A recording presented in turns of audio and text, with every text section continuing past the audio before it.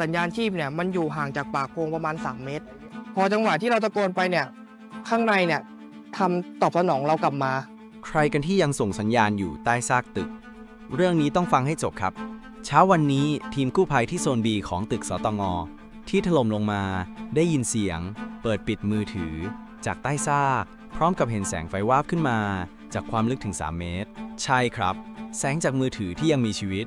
น้องกู้ภัยคนหนึ่งลองตะโกนบอกให้เปิดปิดแสงแล้วไฟก็ตอบสนองสแกนอินฟราเรดก็พบเงาร่างมนุษย์2ร่างในจุดเดียวกันตอนนี้ทีมเร่งส่งท่อเติมอากาศเข้าไปหวังให้ทันเวลาแล้วคุณล่ะคิดว่าเขาจะรอดไหมครับ